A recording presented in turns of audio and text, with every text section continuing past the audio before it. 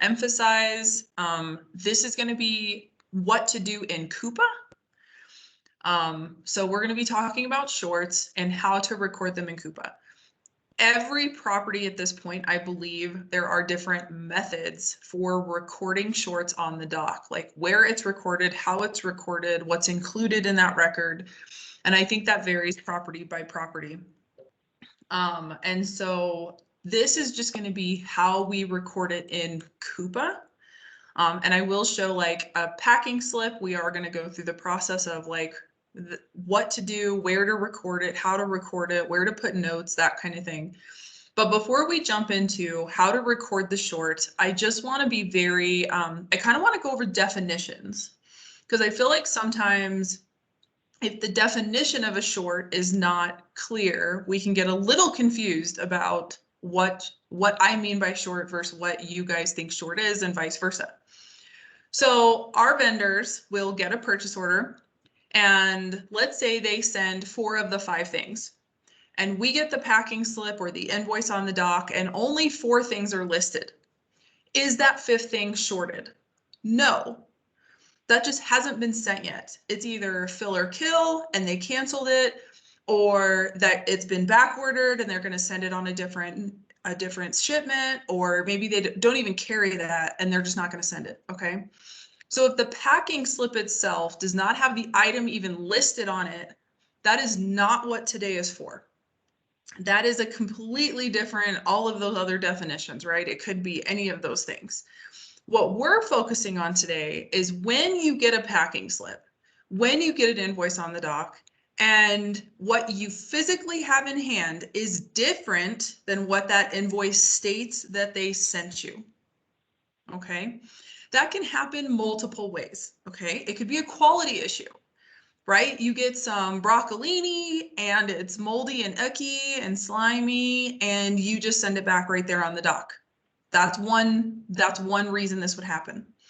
Another reason, the invoice says it's there, the guy goes to look for it on the truck driver can't find it. That's another reason this might happen. Open a box, it says you should have 12, you only have 11.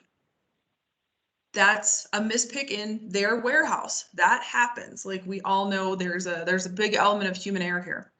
So what we're focusing on today is when the packing slip or invoice or vendor paperwork at the point of delivery does not match the physical receipt of product that we are keeping.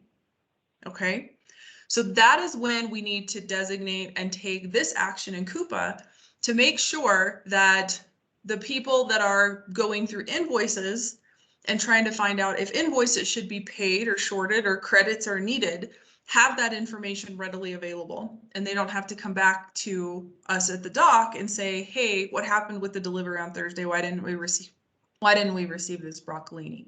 Okay, so that's what we're going to be focusing on today. I'm getting ready to share my screen, and for the most part, guys, this is just going to be a fairly simple example of what a short is going to look like in the system. And like I said, you could have multiple different ways that you record this, right? You all have your own individual SOPs about how you actually record this in the system, and that's fine. So you can record it based on, you could put it straight on the packing slip.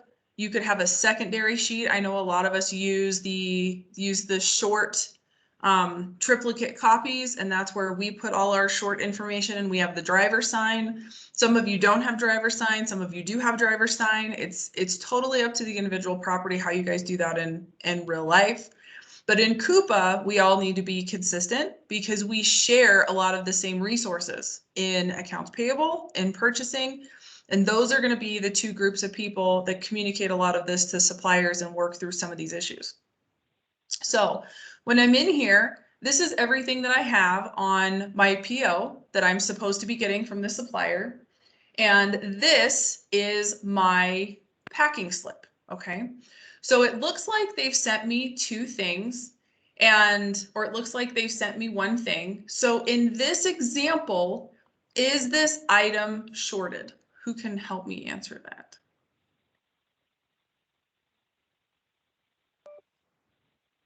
based on our definitions? No. It is not, correct. This is just back ordered. So this is not shorted. Now, what if this did have a 1 here?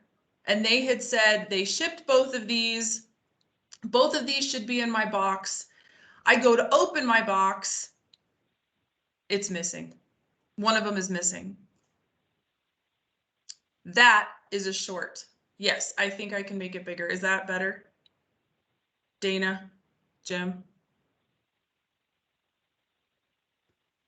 Yeah. Perfect. So if this had said both of these were here, so in this example, right? Nope, this is not a short. But if this had not been back ordered and both of these items had shipped, but this flock line glove had been missing, that would be a short. How do we record that in COUPA? So I would go to the receipt. Oh Lord, not live COUPA, you guys. Test COUPA. So I would go to the receipt and I'm going to find my 2 items that I'm receiving today. So I have, it looks like I have extra large and large on this packing slip. So in the first example where they say this is back ordered and they say that I got this, I would receive the one that I'm looking at. And then I would go down and I would complete this like normal. I wouldn't fill anything else out. But since it says I got this large glove, but I don't physically have it, I'm going to receive the other one that I did get, come down to the bottom, and right here is really important, okay? This is where, under those scenarios, I am going to notate that this was shorted and I didn't actually get this product, okay? So you can see there's a bunch of different things. So bad produce quality is one option, like spoiled is one option, damaged is one option. Shorted is kind of your generic. So if no other selection is relevant, shorted is the best one to put here. And then a little note is always helpful to say, packing slip said they shipped 1 large. No large is on the truck. Okay. So, and again, this should only be used in the shorted scenarios, right? Where they're telling me they're going to bill me for something. That packing slip is telling me that I'm going to get an invoice one day. They're telling me that it's shipped, it should be in front of me, and it isn't. Okay. So what this is going to do, this does a couple of things, and I think it's really important for us to acknowledge what this does, right? Because you may be thinking, well, Nikki, we attached the packing slip here. So like, what are you doing to me? Why are you making my life harder and expecting me to notate this like 3 times? That's a fair point, okay? So the reason I'm saying notate it here is because we are getting ready in June to restart a report that we send out pretty regularly to all users. That's called the pending receipt report, okay? And this report is going to help all of us collectively, purchasing, AP, warehouse, end users, collectively address our pending receipt challenges. Now, part of that is who does what, right? Because we're all involved. And as you guys know, lots of warehouse people in the company, lots of AP people in the company, lots of purchasing people in the company, lots of end users in COUPA. So how do we know who is supposed to be doing what? In this report, it is going to use this field to say that if a pending receipt exists and there is a short note here, that will go to AP to work out how to either get a credit or get a short pay the invoice. That's why knowing the definition of short pay is really critical, and also using this appropriately, right? So if the vendor says they didn't ship it, not a short. If the vendor says you should have it and you don't for some reason, that's a short. So it's really important that we not only fill this out when appropriate, but also continue attaching our packing slips, because this is going to be the paperwork that AP and other people outside of the warehouse are going to use to help clear some of those pending receipts. And they're not going to have to come back to us in the warehouse and ask us what's going on. And that's going to save us a lot of time and energy.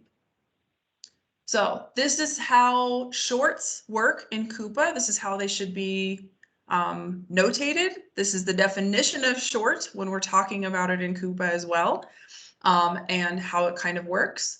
And then I hope this has kind of helped your guys' process.